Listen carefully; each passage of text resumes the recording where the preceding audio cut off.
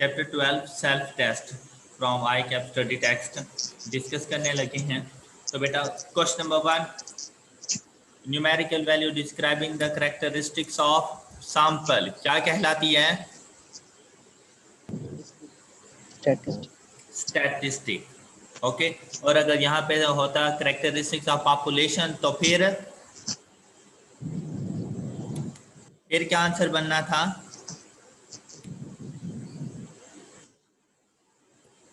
फिर भी सर बेटा अगर any numerical value describing a characteristics of population होता तो फिर क्या आंसर बनता है? सैंपल और नहीं है, भूल गए होना। चैप्टर 11 का जब सेल्फ टेस्ट किया था उसके लास्ट का क्वेश्चन और चैप्टर 12 का ये फर्स्ट क्वेश्चन मैंने आके आपको बताया भी था इधर, और वहां पर भी आप लोगों को बताया था कि सैंपल होगा तो स्टैटिस्टिक कहलाती है, और अगर पॉपुलेशन हो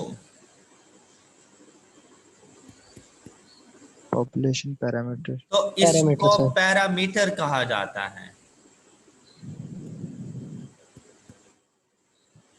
ओके ओके सर। यस तो सर। पॉपुलेशन के लिए जो करेक्ट आंसर है वो है पैरामीटर, और सैंपल के लिए जो करेक्ट आंसर है वो है statistic. Question number 2, value of statistics is used to estimate. अब यहाँ पर मुराद है कि वो जो सैंपल का हमारे पास डाटा होता है, वैल्यू ऑफ स्टैटिस्टिक्स से मुराद है सैंपल का डाटा, क्योंकि सैंपल की वैल्यूज को ही तो हम स्टैटिस्टिक कहते हैं। एमसीक्यू नंबर 1 से हमें पता चल गया। अब इस सैंपल के डाटा को हम किस चीज को एस्टिमेट करने के लिए यूज करते हैं? तो सैंपल का डाटा हमेशा किस चीज के एस्टिमेशन के लिए यूज होता है? Population parameter. चैप्टर 11 पढ़ाने के बाद ये दोनों एमसीक्यूज करके गया था मैं। ये दोनों एमसीक्यूज मैंने आप लोगों को बता दिए थे उस वक्त। Population parameter. नेक्स्ट, अब जरा इसे ना गौर से देखें। If each observation is decreased bye 2, तो डिक्रीज्ड बाय 2 हो तो चेंज ऑफ स्केल होता है ना? Change of origin sir. हाँ, चेंज ऑफ ओरिजिन होता है। अभी बहुत से लोग ऐसे थे जो यस सर बोलने वाले थे, और बहुत से ऐसे थे जो अभी सोच रहे थे स्केल होता है या ओरिजिन होता है। सर लेट हो गई यस सर वाली। हाँ, तुम अगर थोड़ी देर सब्र करते ना तो 2-4 ने यस सर कह देना था। डिक्रीज बाय 2 तो मतलब चेंज ऑफ ओरिजिन हुआ। तो चेंज ऑफ ओरिजिन, अब उसने आपसे पूछा the mean of new set of observation will. तो बेटा mean of new set of observation, उसमें क्या चेंज आता रहता है? सर वो भी डिक्रीज होगा। शाबाश, तो वो भी डिक्रीज हो change। जाएगा। तो बेटा यहाँ पर मीन, मीडियन, मॉड में से कुछ भी पूछ ले, AM, GM, HM, तो आंसर बनता है डिक्रीज्ड बाय 2। कि अगर सपोज एक्चुअल डाटा का मीन 10 था तो 10 - 2 = 8, तो वो 2 से डिक्रीज हो जाएगा। लेकिन अगर यहाँ पे स्टैंडर्ड डेविएशन पूछ लेता तो फिर अगर यहाँ सेम होता, क्वेश्चन सेम होता, फिर पूछता the standard deviation of new set of observation, तो फिर रिमेन अनचेंज्ड। शाबाश, वेरिएंस पूछता रिमेन अनचेंज्ड। शाबाश, रिमेन पागल, ये इंक्रीज वाला भंगी। और अगर यहाँ पे CV की वैल्यू होती, कोएफिशिएंट ऑफ वेरिएशन का चेंज पूछता, तो फिर इंक्रीज। ये नहीं बताना कितने से, तो वो कैलकुलेट नहीं कर सकते। Yes, sir। लेकिन सिर्फ ये बताते कि भाई इंक्रीज हो जाता है। क्लियर हो गई बात? आप लोगों ने इस तरह से नहीं पढ़ी होंगी एमसीक्यूज। और प्रेपरेशन का ये मेथड होता है पढ़ने का। आप लोग पता है क्या करती हैं? आपने पढ़ा question number 13, if each observation is decrease by 2 the mean of the new set of observation will be increase by 2, decrease by 2, remain unchanged, none of these. तो देखा, थोड़ा बहुत सोचा, उसके बाद पीछे से देखा 12.3 का ऑप्शन बी है, oh decrease by 2। Move to next question. तो कभी भी आप प्रेपरेशन नहीं कर रहे हैं, ये ना आप अपने आप को ना पागल बना रहे हो और तुम्हें ऐसा लगता है कि तुम दूसरों को बना रहे हो, हालांकि खुद बन रहे होते हो। तो ये कोई पढ़ने का मेथड नहीं होता जिस तरह से तुम लोग पढ़ते हो। तो इन चीज़ों को ना रट्टा, हर चीज़ को ना रट्टा नहीं लगाया जाता। तुम लोग कोशिश करते हो कि क्यूएम को भी रट्टा लगा लें हम लोग, तो वहां पे तुम लोग रह जाते हो फिर। अब 12.4 आप लोग बताओ मुझे, increased by 5, change of origin हुआ। Yes yes sir. Sir. Sir. अब बहुत से सोचने लगे सर ने ठीक बोला या गलत बोला है। ठीक ही बोला सर। तो मीन पे क्या चेंज आएगा? Increase by 5। Increased by 5। तो मीन मीडियन मॉड में से कुछ भी पूछ देता तो यही आंसर था, इंक्रीज बाय 5। स्टैंडर्ड एविएशन का पूछता तो फिर रिमेन अनचेंज। और अगर सीवी का पूछ लेते तो फिर डिक्रीज। शाबाश, क्या बात है यार, छा गए हो तुम लोग। अब थोड़ी सी तारीफ तो बनती है ना। If each observation is multiplied by 5, अब क्या हुआ? Change of scale. Change of Change. Scale. तो भाई मीन की वैल्यू के ऊपर क्या फर्क पड़ता है? अच्छा, अब इतना याद रखना है, इतना जैसे एडिशन से इंक्रीज होती थी, सब्ट्रैक्शन से डिक्रीज, इसी तरह से मल्टीप्लिकेशन से वैल्यू इंक्रीज होती है और डिवीजन से वैल्यू डिक्रीज होती है। ओके, तो अब यहाँ पे मल्टीप्लाई कर रही है, तो फिर इंक्रीज बाय 5 टाइम्स।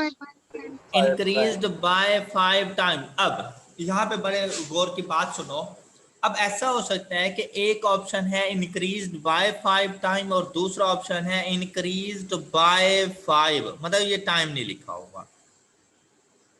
अब वहां पर आई कैप हॉल में, एग्जामिनेशन हॉल में आप लोग कोई ऐसे बैठे हुए होते हो कि आपको जरा नहीं फर्क पड़ता कि इंक्रीज बाय 5 है या इंक्रीज बाय 5 टाइम है, हालांकि इसमें जमीन आसमान का फर्क है। मल्टीप्लिकेशन और डिवीजन में टाइम जाएगा। इंक्रीज्ड बाय 5 से मुराद के एडिशन और इंक्रीज्ड बाय 5 टाइम्स से मुराद मल्टीप्लिकेशन है। Okay yes sir. ओके, तो Yes, sir. जहां पे मल्टीप्लिकेशन डिवीजन की बात आ जाए वहां पर टाइम्स का वर्ड यूज करना है आप लोगों ने। अब देखें, आपके मीन की वैल्यू है 10, x प्लस 5 एंड 5x। आपसे पूछा गया इनका मीन बताएं, तो आप x प्लस 5 का मीन क्या बताएंगे? 15। और आप 5x का मीन क्या बताएंगे?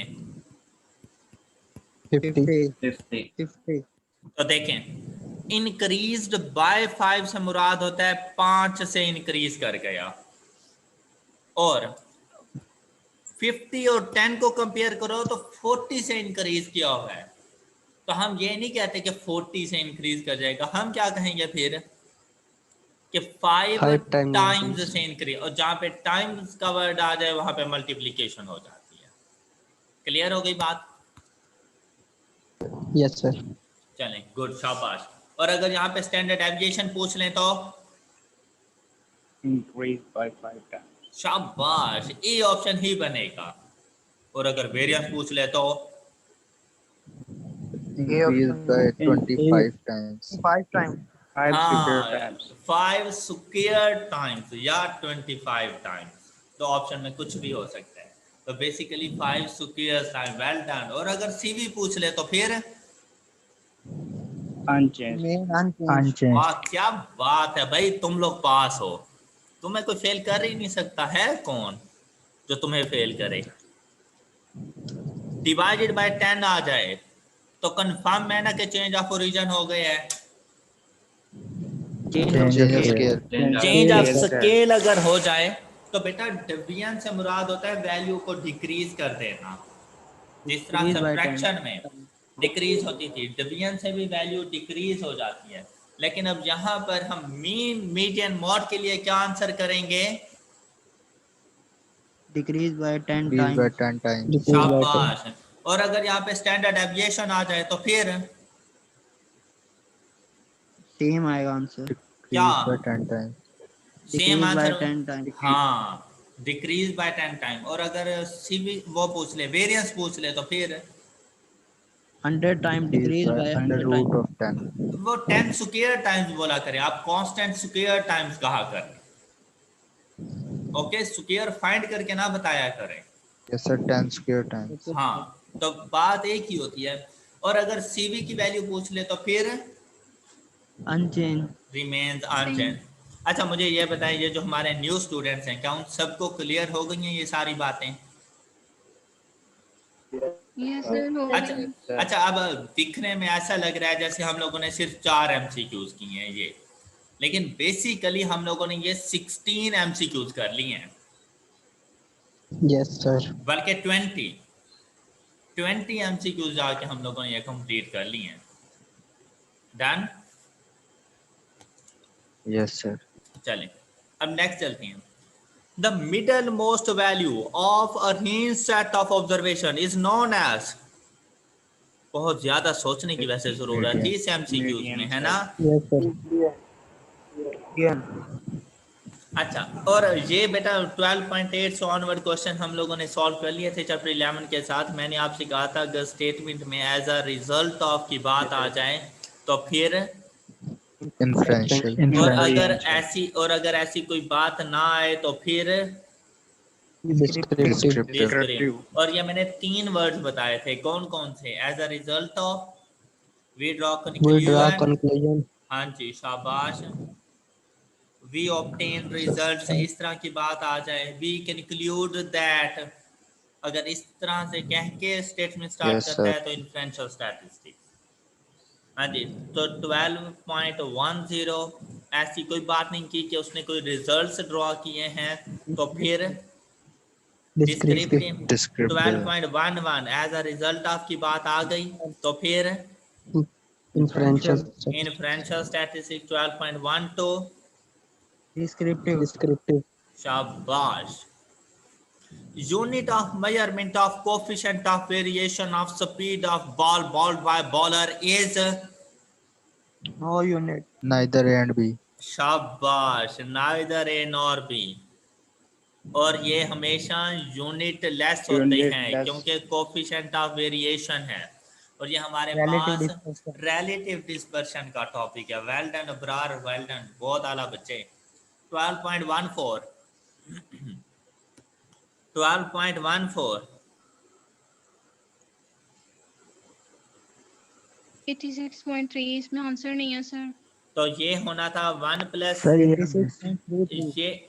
ये आपके पास जो क्वेश्चन सॉल्व होना था वो होना था 3 डिवाइडेड बाय 1/80 प्लस 1/93 प्लस 1/87, या इस तरह से, क्योंकि उसने हमसे एवरेज स्पीड पूछी और एवरेज स्पीड में हमें पता है कि हम हमेशा HM फाइंड करते हैं। तो HM फाइंड किया तो आंसर आता है 86.33 और यहाँ पे 86.7 है, तो नन ऑफ दीज। और ये 86.7 इसीलिए है कि अगर इसका EM फाइंड करो तो सेम आंसर है, और AM से हम लोगों ने बताना नहीं है, तो इस वजह से HM यूज हो जाएगा और इसका आंसर बन जाएगा 86.33 किलोमीटर पर आवर। ये इसकी एवरेज स्पीड है। डन? आके आपने क्यों दिया हुआ है ऑप्शन सी? बेटा मिस्टेक हो जाती है, मिस्टेक हो Okay. जाती है, और ऐसी बहुत हजारों मिस्टेक्स आएंगी, तो इसलिए तो कहा है आई कैब ने कि टीचर से पढ़ लेना।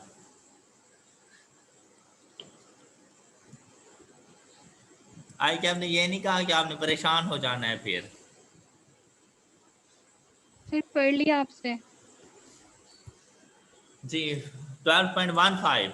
अच्छा, जब ज्योमेट्रिक मीन पढ़ा रहा था तो देखिए मैंने आपको ये सारी बात बताई थी। The average prefer to such data as a rates of change in the ratios, economic index numbers, population size growth rate, over Yes, sir. Consecutive time period, और हमने एग्जांपल्स भी की थी, तो कौन सी एवरेज को प्रेफर करेंगे हम लोग? Geometric mean. GM. भाई हो गया था ना सवाल? Yes, Yes. sir. सर एक क्वेश्चन है, जी जी जरूर। तो ये इंडेक्स नंबर से रिलेटेड कैसे है क्वेश्चन? इंडेक्स नंबर चैप्टर 14 में जाएंगे हम लोग, वहां पे पता चलेगा तुम्हें। ये पूरा हमारा चैप्टर है, चैप्टर नंबर 14, इंडेक्स नंबर। तो ओके इंडेक्स सर। नंबर्स की ओके। एवरेज फाइंड करनी हो तो उसके लिए ज्योमेट्रिक मीन प्रेफरेबल है। अभी के लिए ये इतना याद रखना है आपने, ठीक है? और वैसे हमारा ये चैप्टर 14 है, जल्दी पढ़ेंगे इंशाअल्लाह। अच्छा, अब देखो यहाँ पे अभी इंडेक्स नंबर जब बताए नहीं है तो इसको ज़्यादा एक्सप्लेन नहीं किया जा सकता था, तो अभी के लिए इतना याद रखो कि इंडेक्स नंबर पे ज्योमेट्रिक मीन लगते हैं। अब इंडेक्स नंबर क्या होते हैं वो चैप्टर 14 में हम लोग जाके पढ़ेंगे। डन? Okay sir. अच्छा जी, question about 12.16। Over a period of 4 years, an employee's salary has increased in the बेटा Ratios. जहां पे मैं Ratio. रुकता हूं ना, इसका मतलब ये होता है कि वो वर्ड मुझे नहीं आ रहा है ना। No sir. No sir. इसका मतलब ये होता है कि वो अगला वर्ड तुम लोगों ने बोलना है। Okay, Yes, sir. रेशो, और रेशो के ऊपर हम कौन सी एवरेज फाइंड करते हैं? Geometric. ज्योमेट्रिक। तो बेटा ये 4 वैल्यूज उसने दे दिए हैं, रेशोज हैं। अब आपने उसकी एवरेज बतानी है, तो अब तो आपको कंफर्म है ना कि आपने एक तो रेशोज की एवरेज बतानी है, और फिर आपने एवरेज परसेंट इंक्रीज भी बताना है, 2 चीजें। तो सबसे पहले रेशोज की एवरेज, तो रेशोज की एवरेज फाइंड करने के लिए क्या करेंगे भला आप? ये 100 में ऐड कर दो। कुछ नहीं सबका करेंगे product यार, लेके रेशो and fruit. रेशो का प्रोडक्ट ले लो।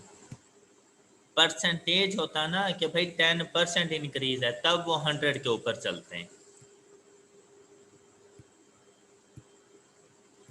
Multiplied by 1.069 multiplied by 1.098 whole raised to power 1/4, and the answer is 1.08119। अब रेशोज की एवरेज है 1.08119। ये रेशो की एवरेज है जो उसने पहला क्वेश्चन किया था। The average of these ratios, वो आंसर है 1.08119, जे वाला, ऑप्शन सी का फर्स्ट पार्ट, ऑप्शन सी का फर्स्ट पार्ट। अब बेटा उसने कहा है कि एवरेज परसेंटेज इंक्रीज। अब मैंने आपको ये एवरेज और परसेंटेज और रेशो के अंदर ना डिफरेंस बताया था। मैंने कहा था परसेंटेज 100 को बेस बनाती है और एवरेज 1 को। 1 को। रेशो तो भाई 1 को। हाँ, जो रेशो है वो 1 को, तो भाई इसमें से 1 माइनस कर दो तो ऊपर वाला सारा इंक्रीज है, तो इंक्रीज कितना आया? 0.8.6%. 0.08119। पागल। Yes sir. इधर मेरी बात सुन लो, ये अली था या हमजा था? एक तो आवाज नहीं पहचानी जाती, मेरे ख्याल से हमजा था ये। अली था सर। अच्छा अली था। अच्छा जी, अब उसने ये नहीं कहा कि एज इट इज इंक्रीज बताओ, उसने क्या कहा है? वो इंक्रीज किस में बताना है? Percentage. तो परसेंटेज का साइन लगाने के लिए Multiplied by 100. तो अब कितने परसेंट का इंक्रीज आया? 8.19. 8.119. 8.119।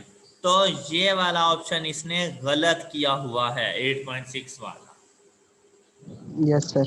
तो इसके ऊपर जो सेकंड का आंसर है वो है 8.119%। क्लियर? तो मतलब आप Yes sir. अब Yes आई sir. कैप में ऐसा क्वेश्चन होता तो आप ऑप्शन डी को टिक करते, आप वहां पर तो नहीं चेंज कर सकते थे ना। तो Yes sir. क्लियर हो गई सर अगर बात? इस आंसर को मल्टीप्लाई बाय 100 कर दें, फिर 100 में से माइनस कर दें। हाँ तो बात तो एक ही हो गई है ना। हाँ यस सर, मैंने ऐसे ही तो तुम तो एक स्टेप आगे जा रहे हो, मैं रेशो के मुताबिक लेके चल रहा हूँ, तुमने इस रेशो को कन्वर्ट कर दिया परसेंटेज में। Yes sir. हाँ तो बात एक ही है, कोई मसला नहीं है। क्वेश्चन सबको ओके सर। समझ आ गया? 12.16 yes yes sir. Sir. Median find करना तो भाई बड़ी मुश्किल बात है आप लोगों के लिए, पता नहीं कैसे कर पाएंगे हैं। No sir, arrange. तो तो भाई आपको ये 5 वैल्यूज दे दी हैं, तो सबसे पहले तो पोजीशन फाइंड की जाती है ना। पहले yes arrangement sir. Sir. Arrange. Position median के लिए तो अरेंजमेंट। पोजीशन फाइंड होती है ना। तो आपने सबसे पहले तो डाटा को अरेंज करना है, अरेंज डाटा की पोजीशन जाके चेक करनी होती है। तो जब अरेंज करेंगे तो आपके पास डाटा इस फॉर्म में आ जाएगा 79, उसके 82, बाद 82, 82, उसके बाद 86, 86, 92, 93, 86, 92, 93। तो मिडल की वैल्यू कौन सी बन रही है? 86। तो ये हमारा आंसर है। Clear? Yes sir. 12.18 median find करना है बेटा। ये मीडियन हर डाटा में होता है, तो डज नॉट एग्जिस्ट, तो इसका आंसर बन ही नहीं सकता था। दूसरा, अरेंज करके भाई मीडियन बता देंगे। Yes sir. अच्छा, ये ना 6 वैल्यूज हैं, तो 6 + 1/2 इज इक्वल टू 3.5। ये इसकी पोजीशन यस है। सर। पता चले अब यहाँ पे सी ऑप्शन में 3.5 होता और आप टिक कर देते, तो भाई ये 3.5 अभी इसकी नो सर। पोजीशन है। तो यस 3.5 सर, से पोजीशन। मुराद थर्ड और fourth value. Yes sir. Yes sir. तो यस अपने सर। डाटा में देखें सबसे स्मॉलर वैल्यू कौन सी है? 2.3। ये 2.3, पहले नंबर पे, ये दूसरे नंबर पे, 2.9 थर्ड ये नंबर, थर्ड नंबर पे, और ये 3.1। फोर्थ 3.1। नंबर पे। अब भाई बस बाकियों को नहीं चेंज यस सर। करने की जरूरत। अब क्या करेंगे? 2.9 + 3.1/2 इज इक्वल टू 3। ये मीडियन है। Clear? Yes sir. The value which occurs most और the value with the greatest frequency. हाँ जी, हम मोड। लिखेंगे हमें नहीं पता है। मोड। मोड। अच्छा जी, और इस डाटा में से मॉड फाइंड कर सकते हैं? No sir. क्यों? नो सर, कोई अच्छा, तो अब डज तुम्हें नॉट डिस्क्रीट एग्जिस्ट। डाटा से मॉड फाइंड करने नहीं आता। सर इसमें है ही नहीं ना, रिपीटेड वैल्यूज नहीं हाँ, है। अच्छा, अब एक आंसर आ रहा है डज नॉट एग्जिस्ट, दूसरा आ रहा है नन ऑफ दीज। तो भाई वहां पे भंग नहीं पी के बैठनी कि पता चले नन ऑफ दीज। और बेटा नन ऑफ दीज से मुराद है कि वैसे इसका आंसर है, लेकिन इन ऑप्शंस में से कोई नहीं है। और भाई इसका तो आंसर ही नहीं बनता। तो डज नॉट एग्जिस्ट कि इस डाटा का मॉड है ही नहीं। Does yes sir. Not yes sir. Exist से मुराद है कि डाटा में मॉड नहीं है, और नन ऑफ दीज से मुराद है कि भाई इन ऑप्शंस में से ए बी सी में से कोई ठीक नहीं है, वैसे है। Done? Done sir. Yes sir. Question 12.21 and 12.22। हमने क्या किया होगा? The real of the mean is that it may be affected by extreme values. तो हमें कुछ नहीं समझ आई होगी, हमने पीछे से देखा और हमने कह दिया इज द रियल डिसएडवांटेज है। सेकंड क्वेश्चन पे गए, the median is dash by extreme values and gives a true values. तो हमने देखा नॉट इन्फ्लुएंस्ड लिखा हुआ है, तो हम आगे चले गए और हमने जरा नहीं सोचा ये क्यों लिखा हुआ है ना? Yes sir. मीन एंड ऐसे ही था ना? एक्सट्रीम दो आप एक्सप्लेन करेंगे ना? हाँ, तो भाई तुम्हारे पढ़ने को मीन एंड सलाम है। एक्सट्रीम दो डिफरेंट वैल्यूज है ना। अच्छा, मीन और एक्सट्रीम तो डिफरेंट वैल्यू। अच्छा, न्यू डिस्कवरी। हाँ, चलो ट्राई तो कर रहा है ना बच्चा, शाबाश शाबाश, आज बोल रहा है। तो मक्खन खाया हुआ है तूने। अच्छा, हम ना कुछ वैल्यूज ले लेते हैं, और वो वैल्यूज हैं हमारे पास 10, 30, 40, 60 and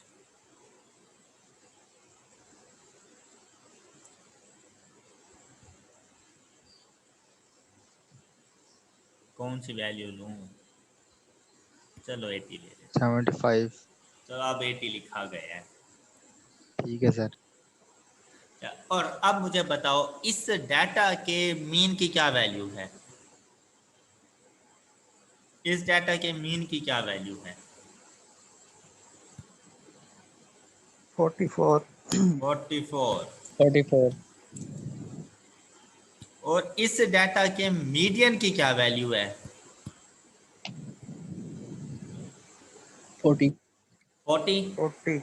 अच्छा, ये Yes, अब sir. एक्चुअल डाटा था, इस तरह से हमने लिख लिया। अब एक्सट्रीम वैल्यू से मुराद होता है या तो कोई स्मॉलर वैल्यू बहुत छोटी हो जाए, मतलब बाकी डाटा से मैच ना कर रही हो, या फिर मतलब कोई एक वैल्यू, एक्सट्रीम वैल्यू या स्मॉलर वैल्यू या ग्रेटर वैल्यू वो बहुत बड़ी हो जाए जिसका बाकी वैल्यू से कोई ताल्लुक ही ना हो। अब जैसा कि एक बैट्समैन था, टेस्ट मैचेस चल रहे थे, आबिद अली की एग्जांपल ले लो कि वैसे वो 10, 30, 40, 60 रन बनाता रहा, लेकिन लास्ट Yes, मैच sir. में जाके उसने 180 दे मारे। अब देखो अपनी बाकी तमाम एक्चुअल वैल्यू से बिल्कुल हट के कोई और वैल्यू, एक्सट्रीम वैल्यू, बड़ी वैल्यू। हाँ, अब अगर अरेंज करें तो Yes, ये तो sir. भाई स्मॉलर होती तो लेफ्ट हैंड साइड पे बहुत ग्रेटर है तो राइट हैंड साइड पे चली जाएगी। अब क्या डाटा में कोई और चेंज आया? सिर्फ क्या चेंज है No, sir. कि भाई एक एक्सट्रीम वैल्यू, Extreme एक वैल्यू increase के आएगी। चेंज कर देने से अब बताएं वैल्यूज के मीन की वैल्यू क्या आ गई?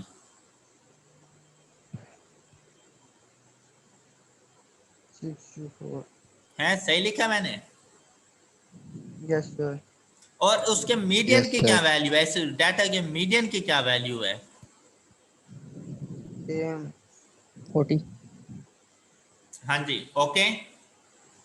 Yes Yes, sir. sir. अब खुद देखो कि यार सिर्फ एक वैल्यू के इंक्रीज कर देने से मीन वैल्यू चेंज हो गई, और मीन वैल्यू है 64, तो 64 देखें तो वो यहाँ पे आ रही है और हमें तो एक किस्म की एवरेज चाहिए होती है।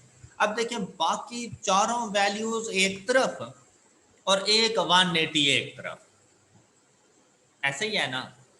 तो क्या आप Yes, sir. इसे कोई प्रॉपर Yes, एवरेज कहेंगे? मतलब इसीलिए बेटा ये कहा गया था कि मीन की वैल्यू के ऊपर डिसीजन मेकिंग नहीं करनी, क्योंकि ये बैट्समैन पता है क्या करते हैं कि भाई जब पता चल जाता है ना कि बेटा नेक्स्ट टूर है ऑस्ट्रेलिया का और उससे पहले तुम खेल रहे हो बांग्लादेश के साथ, तो अच्छी खासी धुलाई करते हैं उनकी, और ऑस्ट्रेलिया में जाके फिर सुकून से खेल रहे होती हैं। मतलब जब उन्हें पता होना कि भाई अगला टूर्नामेंट का डिसीजन मेरे इस मैच पे होना है, तो वो सेंचुरी दे मारती हैं और अगला सारा टूर्नामेंट बर्बाद करके आ जाती हैं। तो वो कहते हैं हम एवरेज के ऊपर डिसीजन मेकिंग नहीं करेंगे। क्यों? क्योंकि एवरेज का ये नुकसान होता है हमें कि एक एक्सट्रीम वैल्यू की वजह से वो चेंज हो जाती है। हाँ, लेकिन मीडियन को देखो तो डाटा की मिडल वैल्यू होती है, इससे एक्सट्रीम वैल्यू से कोई फर्क नहीं पड़ता, तो not influenced by extreme values. Median is not influenced by extreme values and the real disadvantage of mean is that it may be affected by extreme values. अब समझ आ गई है आप सब लोगों को? Yes, sir. Yes, sir. शुक्र अल्हम्दुलिल्लाह। It is the only average that can be used for qualitative as well as quantitative data। हमने पीछे से आंसर देखा और हमें पता चल गया, अच्छा तो ये मॉड होता है। क्यों होता है? क्यों होता है? तो भाई किसी जी, बुक में क्योंकि नहीं इसमें रखा कोई होगा, अगर तुम numerical लोग दोनों value फाइंड कर सकते हैं नहीं सर। है। अब ये देखें बेटा, मीन हमारे पास आ रहा था अरिथमेटिक मेजर्स में, मीन अरिथमेटिक मेजर्स में आ रहा था, कैलकुलेशंस करनी पड़ती है। अगर डाटा है ना क्वांटिटेटिव नंबर्स वैल्यूज, तो बेटा उनको ऐड किया जा सकता है, मल्टीप्लाई कर सकते हैं, रेसिप्रोकल्स के सम भी ले सकते हैं, सब कुछ हो सकता है। उनकी भाई अरेंजमेंट भी हो सकती है अगर नंबर्स की फॉर्म में है तो उनकी मीन की वैल्यू भी फाइंड हो सकती है, उनके मीडियन की वैल्यू भी फाइंड हो सकती है, उनके मॉड की वैल्यू भी फाइंड हो सकती है।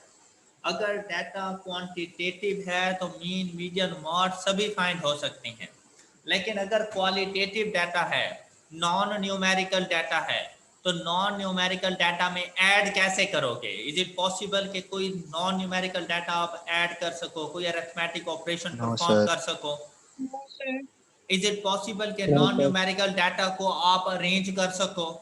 कि मैं आपसे पूछूं कि शर्ट का कलर क्या है, इज इट पॉसिबल कि कौन सा कलर पहले रखना है, कौन सा कलर बाद में रखना है?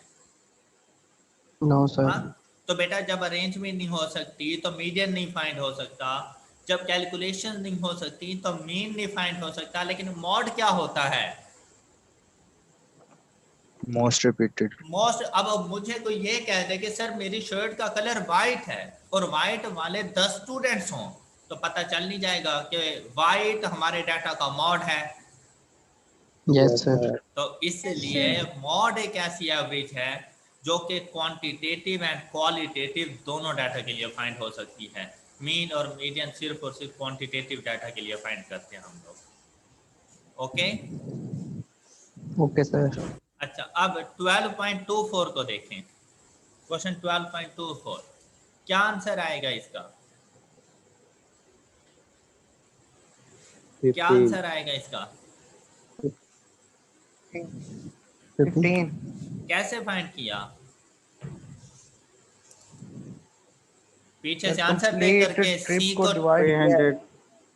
हाँ हाँ, कंप्लीट ट्रिप को डिवाइड किया एवरेज किलोमीटर डिस्टेंस में। शाबाश। तो आपसे कहा गया कि जो आपकी कार की एवरेज है वो 20 किलोमीटर पर लीटर, कि 1 लीटर अगर आप उसमें पेट्रोल डालें तो वो 20 किलोमीटर तक का डिस्टेंस कवर करती है। अब आप ये सोच रहे हैं कि आपने जहाँ पे जाना है वहाँ पे टोटल डिस्टेंस है 300 किलोमीटर का। तो आपसे पूछा गया कि कितना पेट्रोल डलवाना चाहिए गाड़ी में, तो कितना पेट्रोल डलवाना चाहिए? तो टोटल ट्रिप को डिवाइड कर दो एवरेज 20 किलोमीटर पर लीटर के साथ, तो आंसर 15। क्लियर है सबको? Yes, sir. सर 20 को 15 से मल्टीप्लाई भी तो कर सकते थे। हाँ हाँ हाँ, 15 कहाँ दिया हुआ था ऊपर? मैंने तो क्वेश्चन से ऑप्शन पे आना है ना। सर ये 20 के लिए पर लीटर है तो 300 के लिए 15 होगा ना। हाँ, तो हमने भी तो वही फाइंड किया है ना, हैं? हमने भी तो वही फाइंड किया है।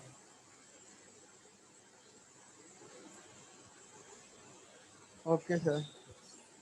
अब question 12.25, a person invest rupees 5,000 at 10.5% interest, rupees 6,300 at 10.8%, and 4,500 at 11%. What is the average percent return to the savings?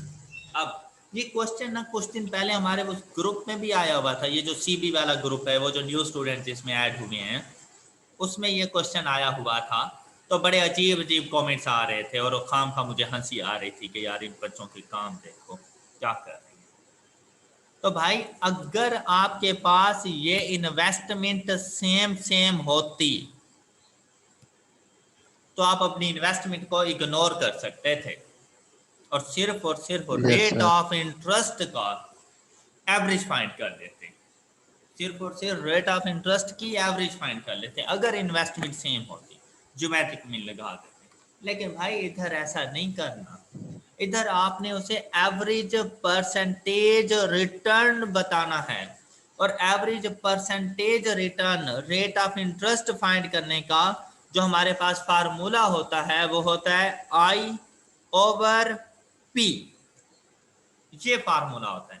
और ये फार्मूला भाई कोई घर से नहीं लेके आए, ये फार्मूला क्या है? सिंपल इंटरेस्ट में पढ़ा है, I = P/R/T, पढ़ा हुआ है? Yes sir. अच्छा, अब यहां से अगर रिटर्न फाइंड करना हो रेट ऑफ इंटरेस्ट तो क्या फार्मूला बन जाएगा? I over I over P PT। PT. PT. तो अगर टाइम 1 ईयर हो तो क्या टाइम लिखने की जरूरत है? No sir. तो नहीं लिखा ना यार, ये देखो जी sir. R is equal to I/P, तो आपके पास इंटरेस्ट है। अब आपने सबसे पहले तीनों इन्वेस्टमेंट में से उनका रिटर्न फाइंड करना था और डिवाइड कर देना था टोटल इन्वेस्टमेंट के ऊपर, तो rate of interest. Okay yes sir.